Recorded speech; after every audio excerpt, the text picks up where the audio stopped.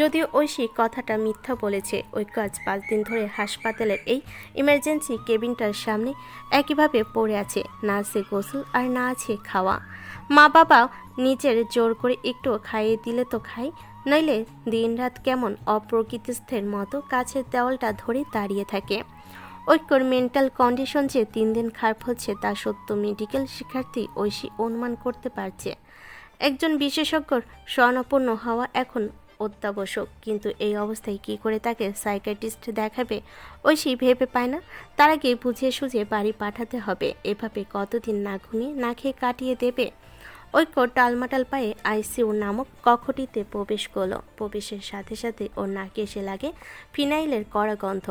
ঐক্য হাঁ করে শ্বাস টানে। এই রুমটিতে প্রবেশ করলেই ওর হাঁসফাঁস লাগে, মনে হয় নিঃশ্বাসটুকুও নিতে পারছে না। পারবে কি করে? তার জীবন সঞ্চারিণী যে ওই বিছানায় নিস্তেজ হয়ে পড়ে আছে। ঐক্য চোখ জোড়া টলমল করে ওঠে। নিজের প্রাণের চেয়েও প্রিয় সন্তানের করুণ দশা ও কিছুতেই মানতে পারছে না। ওর মনে পড়ে আজ থেকে 5 দিন আগে দৃশ্য। জন্মের পর থেকেই ওয়াফা ভীষণ দুর্বল প্রকৃতির বাচ্চা। অল্প যে কোনো কিছুতেই বাচ্চাটা নাজুক হয়ে পড়ে। তারপর ও সম্পূর্ণ মায়ের বুকের দুধে অভ্যস্ত।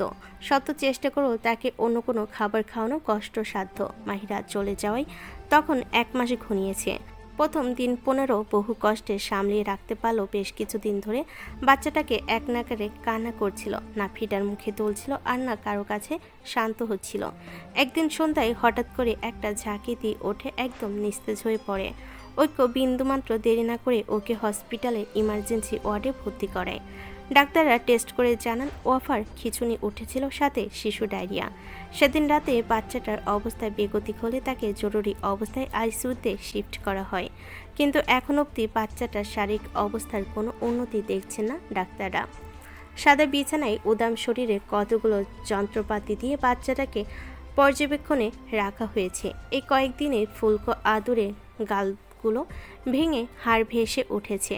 যে মানুষটা নিজের পিতার মৃত্যুতে কাঁদেনি, তার চোখগুলো থেকে আজ অজান্তে টপ টপ করে বাড়িধারার মতো নিঃশব্দে অশ্রু বইছে। ঐক্য ধপ করে ওয়াফার বেডের কাছে মেঝেতে হাঁটু গেড়ে বসে। কাপা কাপা হাতটা বাড়িয়ে মেয়ের মাথায় হাত বুলিয়ে দেয়, মনে মনে প্রার্থনা করে ওর সন্তানের কিছু হলে যেন উপরওয়ালা ওকে নিয়ে নেয়। কর্তব্যরত চিকিৎসক ওয়াফার শারীরিক গতিবিধি নিরীক্ষণ করতে করতে বলল, বাচ্চাটাকে বোধহয় হঠাৎ করে ফর্মুলা মিল্ক দেওয়া হয়েছে, তাই ওর ডাইজেস্ট করতে সমস্যা হয়েছে। হঠাৎ করে এই বয়সে ফর্মুলা কেন খেতে দিয়েছিলেন? ঐক্যর কোনো ভাবাবেগ নেই, যেন শোনেইনি কিছু। ডাক্তার নিজের মতো পুনরায় জিজ্ঞেস করে, বাচ্চাটার মা কোথায়? ঐক্য ওয়াফার দিকে এক দৃষ্টিতে চেয়ে থেকে নিষ্প্রাণ স্বরে বলে, মরে গিয়েছে। সব শুনে আবৃত্তি কতক্ষণ থম মেরে রইল। ঐশী উদাস নয়নে অদূরে তাকিয়ে আছে। অশ্রুতে চোখ যুগল ভরে উঠেছে ততক্ষণে। আবৃত্তি চোখ তুলে ঐশীকে অবাক গলে জিজ্ঞেস করল। এমন মাও হয়? ঐশী চোখ ফিরিয়ে তাকায়, ফিচেল হেসে বলে, স্বার্থন্বেষীরা পারে আপু। যে মা নিজের মাতৃত্ব, বিবেক, দায়িত্ব বিসর্জন দিয়ে দেয় সে সবই পারে। আবৃত্তি কি বলবে ভেবে পেল না। যেখানে আরশানের শরীরে তিলসম আচরও ও পাগল প্রায় হয়ে যায়, সেখানে অতটুকু দুধের শিশুকে ছেড়ে মাহিরার মতো মা কিভাবে থেকেছে। জানো আপু, ওয়াফা যখন রাতের পর রাত ওই পিশাচিনীর জন্য কাঁদতো, ভাইয়া তখন নিজের আত্মসম্মান বিসর্জন দিয়ে পাগলের মতো ওর নাম্বারে কলের পর কল দিতে থাকতো। কিন্তু ওই নিষ্ঠুরতম মানবী ফোনটা তুলতো না। অতীতের ওই ধাক্কাগুলো ভাইয়ার মন মস্তিষ্কে বিরূপ প্রভাব ফেলেছে। এতগুলো বছর পর এখনো ভাইয়া স্বাভাবিক জীবনে ফিরতে পারেনি। বলতে বলতে ঐশী ঝরঝরিয়ে কেঁদে দেয়। আবৃত্তি অসহায় চোখে তাকিয়ে থাকে। দৃষ্টি ফিরিয়ে দূরে স্লাইডারের কাছে বাচ্চাদের নজরে রাখা চুপচাপ পুরুষটিকে এই প্রথমবার পুনঃ মনোযোগের সহিত চাইল। কে বলবে এ লোক এত যন্ত্রণা বুকে জমিয়ে বেঁচে আছে। আবৃত্তি নিজেও তো একই নৌকার মাঝি, তাই হয়তো ঐক্যর যন্ত্রণাটা ও গভীরভাবে উপলব্ধি করতে পারল। ঐশী এখনও ফুপিয়ে কাঁদছে। ঐক্যর দিকে নিষ্পলক আবৃত্তি হঠাৎ আনমনে বলে ওঠে, কেঁদো না ঐশী, দেখবে একদিন এমন কেউ তোমার ভাইয়ার জীবনে আসবে যে অগোছালো ঐক্যকে গুছিয়ে দেবে, যে মাতৃস্নেহ বঞ্চিত বাচ্চাটাকে পরম মমতায় আগলে নেবে। ঐশী চোখ মুছে বলল, সে কোনো একজন আসার সুযোগ তো দিতে হবে আপু। গত কয়েক বছর ধরে সবাই মিলে কত বোঝালাম ভাইয়াকে, কিন্তু ভাইয়াকে কিছুতেই রাজি করানো যায়নি। তার এক কথা, যেখানে জন্মদাত্রী মা নিজের পেটের সন্তানকে ছেড়ে চলে যেতে পারে, সেখানে সৎমা কি করে তার সন্তানকে আগলে নেবে? কিন্তু আপু, এভাবে তো চলতে পারে না। ওয়াফা সবসময় মন মরা থাকে। আমি বুঝি ওর মন মায়ের অভাব সবসময় বোধ করে। আশেপাশে বাচ্চাদের যখন তাদের মা আদর করে, নিজ হাতে খাইয়ে দেয়, স্কুলে নিয়ে আসে, তখন অবুঝ বাচ্চাটা কেমন করে যেন চেয়ে থাকে। তখন আমার কলিজাটা কেউ যেন খামচে ধরে। ভাইয়াকে আমি দোষ দিচ্ছি না। মাহির আর ভাইয়া তখন ডিপার্টমেন্টের সেরা জুটি ছিল। তাদের ভালোবাসাকে সবাই আদর্শ হিসেবে নিত। সে ভালোবাসা কিভাবে যেন বদলে গেল হঠাৎ। নীল দুনিয়ার লোভ মাহিরাকে পুরোপুরি অন্ধ বানিয়ে দিল। ভেঙে গুড়িয়ে গেল ভালোবাসার মতো পবিত্র বন্ধন। বিসর্জন দিল একজন নারীর সবচেয়ে মূল্যবান সম্পদ, মাতৃত্ব। আবৃত্তি মুখ হয়ে বসে আছে। হায়রে মানুষ, কেউ ভালোবাসার মতো মূল্যবান সুখ পেয়েও স্বেচ্ছায় হারায়, তো কেউ বা ভালোবাসার তরে নিজের সংসার ভাঙে। অন্য মনস্ক আবৃত্তির হঠাৎ চোখ চেয়ে বাচ্চাদের দিকে। তার হুড়ো করে স্লাইডারের মই চড়তে নিলে ওয়াফার পা ফসকে যায়। আবৃত্তি আটকে উঠে ওয়াফা বলে চিৎকার করে ওঠে। চেয়ার থেকে উঠে দুনিয়া ভুলে প্রাণপণে ছুটে যায়। সে হতবুদ্ধি হয়ে দাঁড়িয়ে আছে। কি থেকে কি ঘটেছে ওর বোধগম্য হচ্ছে না। ওয়াফাকে বুকে আগলে নিয়ে আবৃত্তি হাঁপাচ্ছে। ওর বুকটা হাঁপড়ের মতো ওঠানামা করছে। আবৃত্তি চোখ তুলে দেখে স্লাইডারটা বেশ উঁচু, আর একটু দেরি করলে কি ঘটে যেতে পারত মনে করেই ও আতকে উঠছে। ওয়াফা মামুনি, ঠিক আছো তুমি? হঠাৎ ঐক্য কোত্থেকে ছুটে এসে ওয়াফাকে চিলের মতো ছো মেরে নিজের বাহুটোরে আগলে নেয়। ঐক্য পাগলের মতো ওয়াফার সারা শরীরে হাতটে বিড় করে। আমাজান, আমাজান, তুমি ঠিক আছো? ওয়াফা পিটপিট করে উপনিস মাথা নাড়ায়। ঐক্য মেয়ের কপালে চুমু খেয়ে নিজেকে খানিকটা ধাতস্থ করে। আবৃত্তির দিকে কৃতজ্ঞ চোখে তাকিয়ে বলে, থ্যাঙ্কস আ লট মিস আবৃতি। আজ আপনি না থাকলে আমার মেয়েটার হয়তো বড় কোনো ক্ষতি হয়ে যেত। কোনোদিন যদি এই ঋণ পরিশোধের সুযোগ হয়, তো আমি অবশ্যই পিছপা হব না। আরে এসব কি বলছেন মিস্টার ওয়েকো? ওয়াফা আমার মেয়ের মতো। আমি কোনো কিছুর বিনিময়ে তো কারো ওকে সেভ করিনি। এত সব কিছুর মধ্যে ঐশী স্থির দৃষ্টিতে দৃশ্যটার দিকে তাকিয়ে রইল। ওর কনক উড়ে হঠাৎ পেঁচে উঠল আবৃত্তি কিছুক্ষণ পূর্বের কিছু কথা। একদিন দেখবে তাদের আগলে রাখার জন্য কেউ না কেউ আসবে, ঠিকই আসবে। ঐশীর চোখের পলক এক মুহূর্তের জন্য পড়ে না। ওর চোখে যেন ভেসে উঠল একটি সুখী পরিবারের দৃশ্য, যেটার কল্পনা ও সবসময় করে আসছে। রাজধানীর একটি অভিজাত রেস্টুরেন্টের একটি গোল টেবিলে সবাই বসে আছে। রেস্টুরেন্টটি পার্কের নিকটে হয় ঐক্য সবাইকে ওখানে নিয়ে এসেছে। বাহারি খাবার দাবার পুরো টেবিল জুড়ে। আবৃত্তি কাচুমাচু হয়ে কোনার একটি চেয়ারে বসে আছে। পাশে বসে ঐশী খেতে খেতে রাজ্যের গল্প জুড়ে দিয়েছে। ওর চেহারায় এখন আর কালাত্রিক্রম পূর্বের অবসাদের রেশ খুঁজে পাওয়া যাবে না। আবৃত্তি বরাবরই সামনের চেয়ারে ঐক্য কপাল কুঁচকে বাম হাতে ফোন খটাখট আঙ্গুল চালিয়ে কি যেন করে চলেছে, আর মাঝে মাঝে ফোক দিয়ে একটু একটু করে খাবার মুখে দিচ্ছে। তার কুকড়ে যাওয়া কপাল আর গম্ভীর আনন্দ দেখে বোঝা যাচ্ছে বেশ সিরিয়াসলি কিছু একটা করছে ফোনে। আবৃত্তি এক পলক সেদিকে তাকিয়ে সাথে সাথে চোখ সরিয়ে নিল। ওর কেমন জানি হাঁসফাঁস লাগছে, বুকটা হঠাৎ কেমন যেন ভার ভার লাগছে। এই রেস্টুরেন্টটার সাথে তার অতীতের কিছু স্মৃতি জমে আছে। এই রেস্টুরেন্টটাই প্রায়শই ধ্রুব ওদেরকে নিয়ে আসতো। আবৃত্তির প্রতি ভালোবাসা না থাকলেও ধ্রুব সবসময় চেষ্টা করত স্বামী আর পিতা নামক দায়িত্বটা অন্তত পালন করার। তাই তো উইকেন্ডে কোনো পার্ক বা রেস্টুরেন্টে আবৃত্তি দর্শনের সৌভাগ্য হতো। কখনো কখনো আবার ছেলের বায়নায়ও নিয়ে আসতো এখানে। আবৃত্তিকে কি আর বাসায় ফেলে আসা যায়? তাই হয়তো চক্ষু লজ্জায়ও নিয়ে আসতো এখানে। আবৃত্তি ওড়নাটা টেনে নিজের কপালের ঘাম মুছল। এই কনকনে ঠান্ডার আবহাওয়াতেও ও এত কেন ঘামছে বুঝতে পারছে না। মনের মধ্যে কিছু একটা খচখচ করছে, যেন খারাপ কিছু একটা হতে চলেছে, নাকি সব ওর মনের ভ্রান্ত ধারণা। হয়তো ধ্রুব নামক নেগেটিভই ওর মনকে প্রভাবিত করেছে, তাই এমন অদ্ভুত অশান্তি হচ্ছে মনে। আবৃত্তির চোখ ঐক্যর পাশে চেয়ারে পড়ল। দৃশ্যটা দেখে কিছুটা অবাক হলো সে। পরক্ষণেই ওর ঠোঁট জুড়ে মৃদু হাসি খেলে গেল। চেয়ারে বসে বসে ওয়াফা আর আরশান খাবার খাচ্ছিল। ওয়াফা চিকেনের পিসটা কাটতে পারছিল না দেখে আরশান নাইফটা দিয়ে সুন্দর মতো কেটে কেটে ওয়াফার প্লেটে দিচ্ছে। যদিও অপটু হাতে কাটতে তার বেশ বেগ পোহাতে হচ্ছে, তবু এই ছোট্ট হাতেই দায়িত্ব নিয়ে ওয়াফাকে সাহায্য করার সর্বাত্মক চেষ্টাই সে। আবৃত্তির চোখ জুড়িয়ে যায় ছেলের পর উপকারিতায়। এতক্ষণে খারাপ লাগার রেশ উড়ে মনটা একটুখানি হালকা হয়। ও প্রার্থনা করে তার ছেলেটা যেন এই সুন্দর সুন্দর গুণগুলো সাথে নিয়ে একজন আদর্শ মানুষ হতে পারে। আবৃত্তির জীবনে শত না পাওয়ার অভিযোগ যেন আরশান পূর্ণ করে। বাচ্চাটা যেন বড় হয়ে তার মায়ের দায়িত্ব একা হাতে নেয়। এই তো এইটুকুই। আবৃত্তির যে আর কিছুই চাওনি এই জীবন থেকে। একসময় চেয়েছিল অনেক কিছু।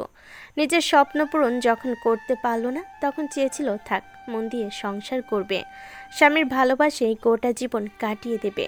কিন্তু কিছুই তো হলো না।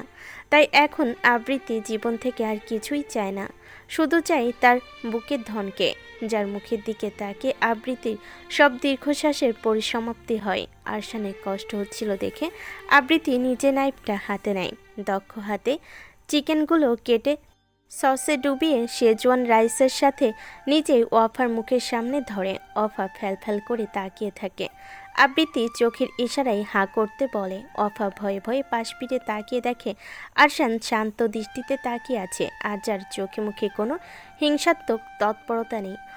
ওয়াফার ভীতি যেন দূর হলো। খুশি মনে মুহূর্তেই টুপ করে আবৃত্তি বাড়িয়ে রাখা নলা মুখে পুড়ে নেয়। আবৃত্তি আপন মনে হাসে। এদের দুটিতে এসব দুষ্টু মিষ্টি খুনসুটিগুলো ও বেশ উপভোগ করে।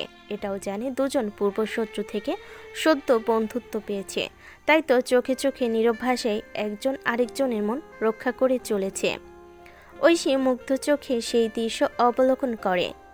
কিছু একটা ভেবে ওর ভেতরটা উচ্চাটন করে। পরক্ষণে নিজের আজ জন্মকাল গম্ভীর আর কপাল বেঁকে রাখা ভাইয়ের মুখখানা পরখ করে আকাশকুসুম চিন্তার ইতি টানে। এ জন্মে হয়তো এই সাকাখোরকে বিয়ে করানো যাবে না, কিন্তু একবার চেষ্টা করে দেখলে ক্ষতি কোথায়? হয়তো আল্লাহ চাইলে ও যা ভাবছে তা হতেও পারে। ফোনে প্রয়োজনীয় কাজ ছেড়ে ঐক্য পাশে তাকালো। তাকাতেই চমকে উঠল। কুচকে রাখা কপাল দইয়ের ভাঁজ নিমিষে মিলিয়ে গেল। নিজের মেয়েকে তারপরে এই প্রথমবার কাউকে এত যত্ন নিয়ে খাইয়ে দিতে দেখছে। অফার একটা অদ্ভুত অভ্যাস আছে, ও ঐক্য ব্যতীত কারোর হাতে খেতে চায় না, এমনকি নিজের দিদুনের হাতেও না।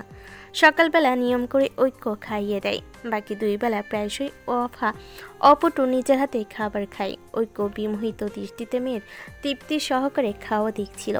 দৃশ্যটা তার কাছে এমন লাগলো যেন একজন মা তার সন্তানকে ভালোবেসে খাইয়ে দিচ্ছে। আবৃত্তির খুব লজ্জা লাগছিল। এরা দুই ভাই বোন ওকে এভাবে দেখছে কেন? আজব।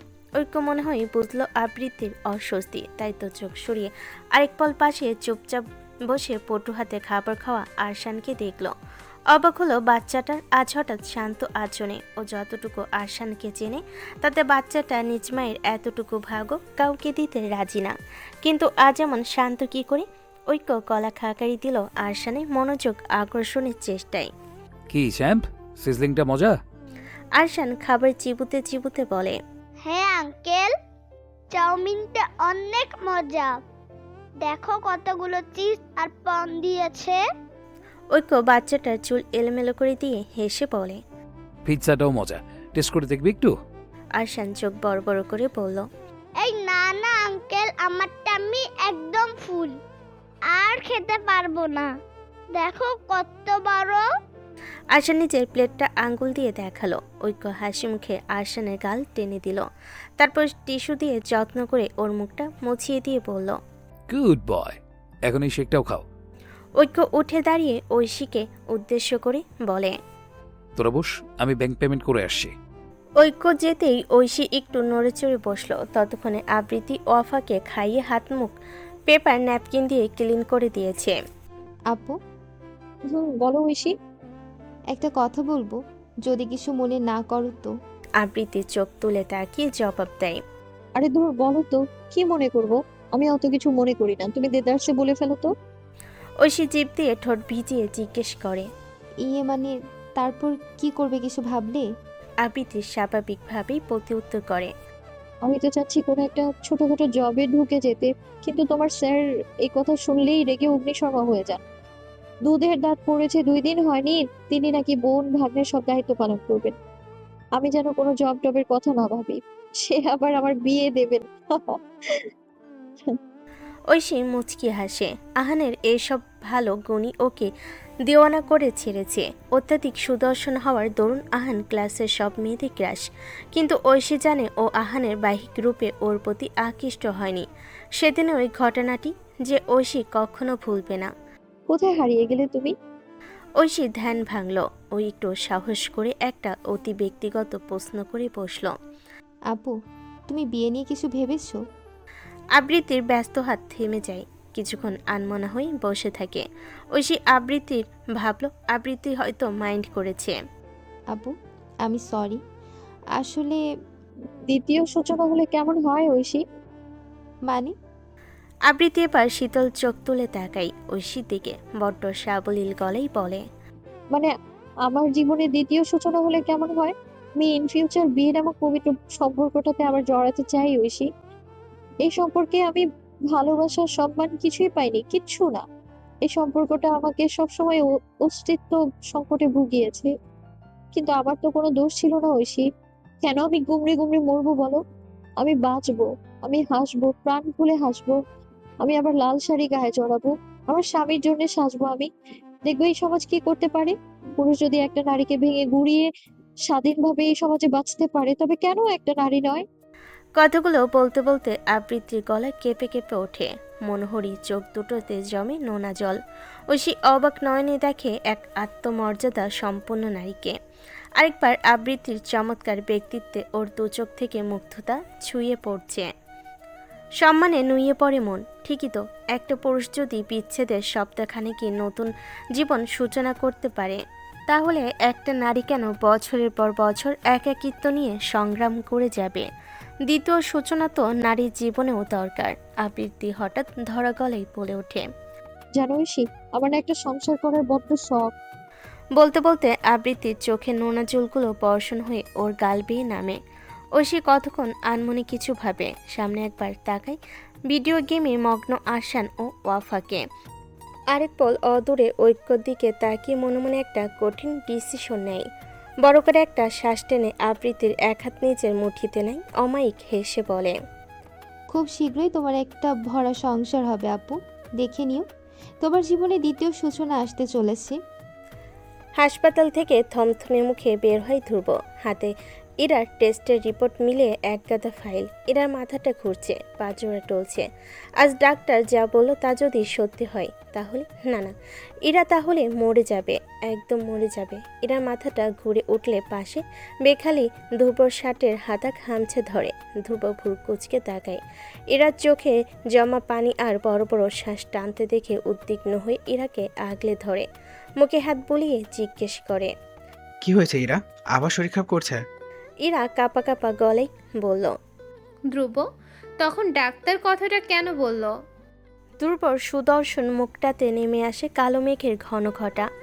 সেই কথাটা শুনে তো ধ্রুবর বুক কাঁপছে। ধ্রুব দ্রুত নিজেকে সামলাই।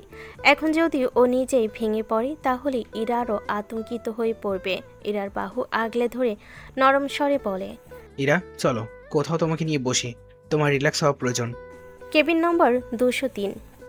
কেবিনের কোনার চেয়ারে বসে বাচ্চারা দুটো তখন হট চকলেট শেক খাচ্ছিল। আবৃত্তি আর ঐশী তখনও গম্ভীর আলাপে মগ্ন। ঐক্যর অতীত বিস্তারিত শোনার পর আবৃত ইচ্ছে হলো নিজের বিষাদ মাখা অতীতটা শেয়ার করে হালকা হতে।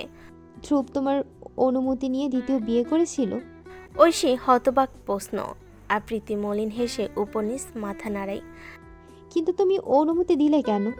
মাদার তেরেসা হওয়ার ইচ্ছে জেগেছিল? আবৃত্তি মাথা নাড়িয়ে বলে, নিতান্তই বাধ্য হয়ে। আমি অবলা নারী নই যে স্বামী এসে বলবে আর আমি রাজি হয়ে যাব। ঐশী বিভ্রান্ত হয়ে বলল। তাহলে আবৃত্তি ফিকে হেসে বলে, বিয়ের পর অনাকাঙ্ক্ষিতভাবে আমার আরশান যদি গর্ভে না চলে আসতো, তবে হয়তো ধ্রুবকে আমি মুক্ত করে দিতাম। কিন্তু আমি পারিনি। আমার আরশান বাবা বলতে অজ্ঞান ছিল। মিথ্যে বলবো না, ধ্রুব নিজেও আরশান পৃথিবীতে আসার পর থেকে সম্পূর্ণ স্থির হয়ে যায়। ইরার সাথে কখনো ওকে যোগাযোগ করতে দেখিনি আমি। এমনকি ইরার সব স্মৃতি যেগুলো ও পরম যত্নে আলমারিতে লুকিয়ে রেখেছিল, সেগুলো পুড়িয়ে ফেলে। সবকিছু ভুলে একজন ভালো বাবার স্বামী হওয়ার আপ্রাণ চেষ্টা আমি তার মধ্যে দেখতাম। ভালোই চলছিল সব, কিন্তু কিন্তু আবৃত্তি ফোনে ভিডিও গেম খেলায় মগ্ন ছেলের আদুরে মুখটার দিকে এক দৃষ্টিতে চেয়ে বলে। বছরখানেক ধরে প্রায় ধ্রুবর ফোনে অজানা নাম্বার থেকে ফোন কল মেসেজ আসতো। প্রথম প্রথম আমি বিষয়টা আমলে নেইনি, কিন্তু দিন যেতে ধ্রুবর আচরণে ব্যাপক পরিবর্তন লক্ষ্য করি। ওর চোখে সেই প্রথম দিনগুলোর মতো আমার জন্য বিতৃষ্ণা দেখতে পাই আমি। একদিন ও শাওয়ারে ছিল, তখন ওর ফোনটা বেজে উঠলে আমি কৌতূহল বশত ফোনটা করি। ওপাশ থেকে ইরার কণ্ঠ শুনে যেন আমার দুনিয়া দুলে উঠেছিল। এরপর থেকে প্রায় গভীর রাতে ইরার বিভিন্ন টেক্সট আসতো ধ্রুবর ফোনে। তখন আমি বুঝতে পারি আসলে ধ্রুব কখনো ইরাকে ভুলতেই পারেনি, আর না তো ইরা ভুলতে দিয়েছে ওকে। ঐশী বিহ্বলিত হয়ে আওড়ায়।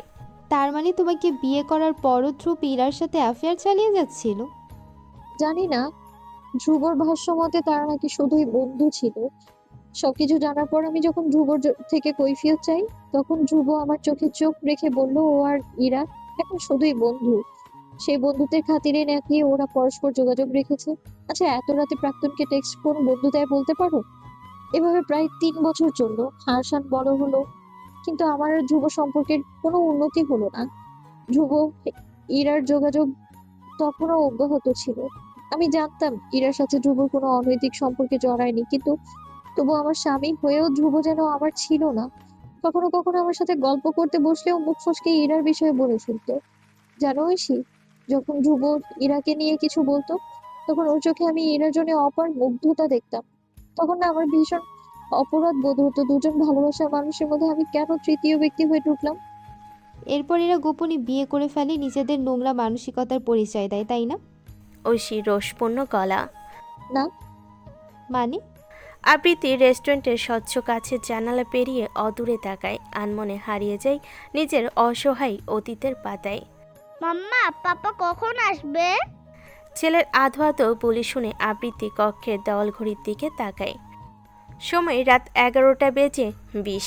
বাইরে তখন বৈশাখ মাসের আগমনী ঝড় বইছে। আবৃত্তি হঠাৎ কেমন অদ্ভুত অস্থিরতা শুরু হয়। কি ব্যাপার? ধ্রুবর ফিরতে আজ এত দেরি হচ্ছে কেন? আবৃত্তি বেডসাইড টেবিল থেকে নিজের ফোনটা তুলে ধ্রুবর নাম্বারে ডায়াল করে, কিন্তু ফোনটা রিং বেজে কেটে যায়। আবৃত্তি ভুরু কুঁচকে আবার ট্রাই করে। এভাবে 2বার ফোনটা রিং বেজে কেটে যায়। তৃতীয়বারে ডায়াল করলে এবার বিপরীতে সুমিষ্ট নারী কণ্ঠে ফোনটা সুইচ অফ শোনায়। আবৃত্তি ফোনটা কান থেকে নামি দরদর করে ঘামতে থাকে। বাইরে ততক্ষণে উত্তাল কালবৈশাখী শুরু হয়েছে। গোটা ফ্ল্যাটে তখন শুধুমাত্র আবৃত্তি আর আরশান ব্যতীত কোনো জনপ্রাণী নেই। ওর শাশুড়ি ছোট ছেলের শ্বশুর বাড়িতে আজ বেড়াতে গিয়েছিলেন, তাই আজ আর ফেরেনি। আবৃত্তি চিন্তাযুক্ত চেহারা থেকে আরশান মায়ের কোল চেপে বসে অবুঝ কণ্ঠে বলে, কি হয়েছে মাম্মা? পাপা ফোন পিক করছে না। আবৃত্তি ছেলেকে বুকে জড়িয়ে নিল, মাথায় হাত বুলিয়ে উদ্বিগ্ন স্বরে বলল, তুমি ঘুমিয়ে যাও বাবা, তোমার পাপার আসতে বোধহয় আজ লেট হবে। যদিও ধ্রুব বাসে ফেরা ব্যতীত আরশানকে ঘুম পাড়ানো অসম্ভব, কিন্তু কি বলছে যেন বাচ্চাটা আজ আর বায়না করলো না। লক্ষ্মী বাচ্চার মতো মায়ের কোলে মাথা রেখে শুয়ে পড়ল। আবৃত্তি চিন্তিত মনে আরশানের চুলে হাত বুলিয়ে দেয়। 10 মিনিট পর আরশানের ভারী নিঃশ্বাস পড়তে দেখে আবৃত্তি ওকে ঠিকভাবে বালিশে শুয়ে দেয়। তারপর পা টিপে টিপে ফোনটা নিয়ে বারান্দায় চলে যায়। বাইরে তখন ঝিরিঝিরি বৃষ্টি শুরু হয়েছে। বৃষ্টির ছাট এসে আবৃত্তির কোমল মুখটা ভিজিয়ে দিল, কিন্তু আবৃত্তির সেদিকে ভ্রুক্ষেপ নেই। ও ফোনের কল লিস্ট ঘেঁষে ধ্রুবর কলিগ ইমনের নাম্বারটা খুঁজে বের করে ডায়াল করে। ও পাশে সাথে সাথে রিসিভ হতেই আবৃত্তি উৎকণ্ঠিত সুরে বলল, ইমন ভাই, আমি আবৃত্তি বলছি। আরে ভাবি, আপনি এত রাতে কল করেছেন? সব ঠিক আছে তো? ধ্রুব কোথায়? আবৃত্তির পিলে চমকে ওঠে। তার মানে ইমন ভাইও জান না ধ্রুব কোথায়? ওপাশ থেকে ইমন হ্যালো হ্যালো করে যাচ্ছে। আবৃত্তি বিড়বিড় করে জিজ্ঞেস করলো, ভাইয়া, অফিস কখন শেষ হয়েছে আপনাদের? সে তো এজ ইউজুয়াল 8:30। কেন, ধ্রুব এখনো বাসায় ফিরেনি? আর কিছু শোনার অপেক্ষা করলো না আবৃত্তি, খট করে লাইনটা কেটে দিল।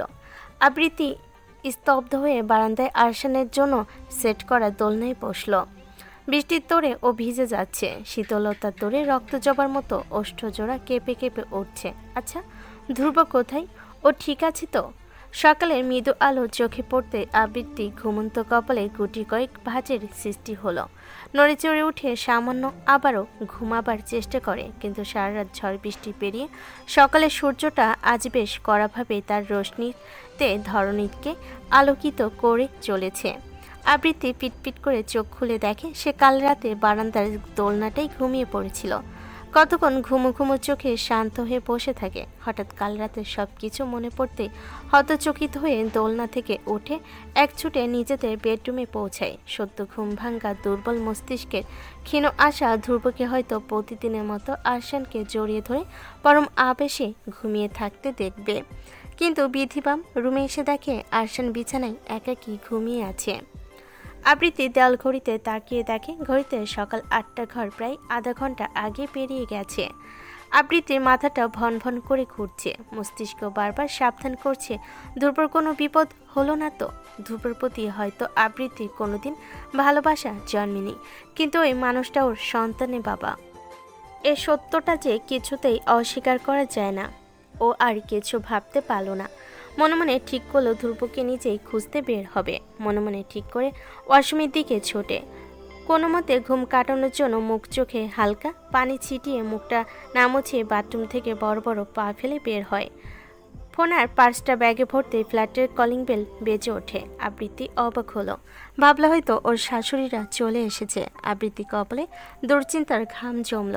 তার শাশুড়ি তাকে বিশেষ পছন্দ করে না। আগে শ্বশুর বেঁচে থাকাকালীন আবৃত্তিকে কোনো কথা না শোনালেও ওর শ্বশুর মারা যেতে যেতে আবৃত্তিকে উঠতে বসতে কটু কথার বাণে জর্জরিত করেন তিনি। ইরার মতো গুণী মেয়েকে ছেলের বউ করতে না পারায় হাপিত্যে সে মরে যান। ও দুরু দুরু বুক নিয়ে ড্রয়িং রুমে আসে। কাঁপা কাঁপা হাতে দরজাটা খুলতেই ও আপদমস্তক একটা ঝাঁকি দিয়ে ওঠে। দরজার ওপাশে ধ্রুব উস্কো খুস্কো চুলে মাথা নিচু করে দাঁড়িয়ে আছে। ধ্রুবকে দেখে আবৃত্তির জানে যেন পানি আসলো। ও হাত টেনে ধ্রুবকে ঘরে ঢুকে দরজাটা বন্ধ করে দিল। আবৃত্তি অনুভব করলো ও ধরে রাখা হাতটা ধ্রুবর শরীরটা অস্বাভাবিকভাবে কেঁপে উঠছে। আবৃত্তি নিজেকে ধাতস্থ করে ধ্রুবর আপদমস্তক দেখল। শরীরে অফিসের কোটটাই অনুপস্থিত। চোখ দুটো অসম্ভব লাল, যেন সারা রাত এক ফোঁটাও ঘুমায়নি। সাদা রঙা শার্টটার বুকের কাছে দুটো বোতাম ছেঁড়া। আবৃত্তি সেদিকে বেখলে নিজের হাতটা এগুলো এতক্ষণে জড়বস্তুর মতো দাঁড়িয়ে থাকা ধ্রুব আতকে উঠে চোখের পলকে দুপা পিছিয়ে যায়। আবৃত্তি অবাক গলেই বলল, কি হয়েছে ধ্রুব? আর তুমি সারা রাত কোথায় ছিলে? ধ্রুব এক পলক আবৃত্তির চোখের দিকে তাকালো, কিন্তু সাথে সাথে চোখ নামিয়ে খানিকটা চুরি ধরার মতো করে মেঝেতে এলোমেলো দৃষ্টি ফেল। ঈষৎ কম্পিত গলায় তুতলে বলল, এক কাজে বন্ধুর বাসায় গিয়েছিলাম। ঝড় বৃষ্টি দেখে ও আর বেরোতে দেয়নি, তাই রাতটুকু সেখানে থেকে গিয়েছিলাম। পুরোটা কথা ধ্রুব সম্পূর্ণ মেঝের দিকে চেয়ে বলে, যেন কোনো কারণে ও আবৃত্তির চোখে চোখ মেলানোর সাহস পাচ্ছে না। আবৃত্তি কিছু বলতেই মুখ হা করবে, এমন সময় ধ্রুব হন্তদন্ত হয়ে পড়ল। আবৃত্তি, আমার মাথাটা প্রচণ্ড ধরেছে, আমি ফ্রেশ হয়ে একটু ঘুমাবো, প্লিজ এখন যাই। এ কথা বলে বড় বড় পা ফেলে চলে যায় বেডরুম ছেড়ে, যেন আবৃত্তি থেকে পালাতে চেয়েছে। ধ্রুব চলে যাওয়ার পর আবৃত্তি স্তব্ধ বদনে সেখানে স্ট্যাচুর মতো দাঁড়িয়ে থাকে। হঠাৎ বাসার কলিং বেল পুনরায় বেজে ওঠে। আবৃত্তি চমকে উঠে দরজা দিকে এগোয়। দরজা খুলতে দেখে ওর শাশুড়ি দীপ্ত আর নতুন বউ দাঁড়িয়ে আছে। আবৃত্তিকে সঙ্গের মতো দাঁড়িয়ে থাকতে দেখে ওর শাশুড়ি এক প্রকার ঠেলে ভেতরে ঢোকে। চারিদিকে শান্ত নিরিবিলি পরিবেশ দেখে ভুরু কুচকে বলল, কি ব্যাপার, সব এরকম শান্ত কেন? আর আমার দাদু ভাই আর ধ্রুব কোথায়? দুপুর কালকে ঘরে এনে ফেরার কথাটা আবৃত্তি চেপে গেল। শুধু শুধু ঘরে অশান্তি করতে নারাজও। মার সাথে পাপার মাথাটা ধরেছে, তাই ঘুমোচ্ছে। ধ্রুবর মা ক্লান্ত থাকায় আর কথা বাড়ালেন না। আবৃত্তিকে লেবু চা করতে নির্দেশ দিয়ে নিজের ঘরের দিকে এগোলেন। ভাবি, আমি কি এক কাপ কড়া কফি পেতে পারি? পাশ থেকে সোনিয়া দীপ্তর পেটে গুঁতো দিয়ে পড়ল, ভাবি কেন কষ্ট করে তোমার জন্য কফি বানাবে? ভাবি থাক, কফিটা আমার বউ বানাবে। সোনিয়া দীপ্তর মাথায় চাটি মেরে পড়ল, ইস, শখ কত, নিজের কফি নিজে বানাও গিয়ে। ভাবি দেখেছ? আবৃত্তি ওদের দুজনের খুনসুটিতে মুগ্ধ নয়নে দেখে। এরকম দুষ্টু মিষ্টি খুনসুটিগুলো কখনো ওর আর ধ্রুবর সম্পর্কে ছিল না। দীপ্ত আর সোনিয়া দুজনের লাভ ম্যারেজ, বিনা বাধাই পরিবারের সম্মতিতে দুজনে বিয়ে করেছে। প্রেম ভালোবাসায় বাধা দেওয়া মানুষটাই যে আর বেঁচে নেই। আচ্ছা, ধ্রুবও যদি ইরাকে বিয়ে করতে পারত, তাহলে তারাও কি এমন মিষ্টি মিষ্টি ঝগড়া করত? অতীতের কথা এই পর্যন্ত বলে আবৃত্তি খানিকটা দম নেই। আই ক্যান বিলিভ কি পরিমাণ হিপোক্রেটিক এই মহিলা। ধ্রুব বিবাহিত, বাচ্চা আছে জেনেও ধ্রুবের সাথে নোংরামো চালিয়ে গিয়েছে। আমি তো ভাবতেই পারছি না একজন মেয়ে জেনে বুঝে কি করে আর একটা মেয়ের ঘর ভাঙে।